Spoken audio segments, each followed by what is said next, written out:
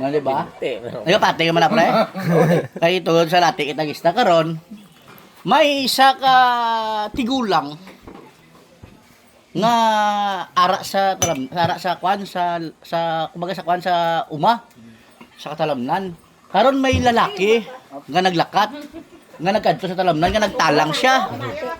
Ginpamangkot siya, namangkot siya. Nya lula gaano ka di. Ambalya ari ko di kay tungod nga gusto ko nga nagtalang ako. Ambalya gali la nya ti ikaw nagaano ka ni ari ka di nya tuto. Nya siguro lagi ni kanto ako, ambalya nya ti pareho kita. Ambalya.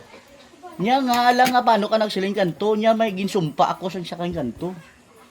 Nya halya sang una nya hindi pa ko tigulang bata pa ko. Ambal sang babae nga tigulang. Tila ano ang makabulig kag anong ayo simo nga magbalik ka sa nga madula ang sumpa simo. Nya gapangita ako sang lalaki nga sa 80 anyos ko may mahulid pa sa akon. Oo. Nga madula ang sumpa sa lawas siya nga mabalik siya sa pagkabata bla kay bala mo bata pa kanang gisumpa mo. Amo to dito sa talo nag-star kay ginano sa sanging kantuhanon. Diba? Karon ang balya nya ti ano lula ang mabulig ko sibo kag mabuligan mo ko nya toto kung mabuligan mo ko sa problema ko mabuligan ta man ka sa problema. Ang balya ano nya gapangita ko sang lalaki nga maluyag sa akon nya mapakigsik sa akon.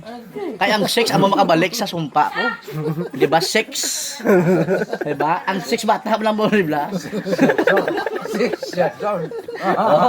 Karon mo to. Kundi ito man sang lalaki. Kay ang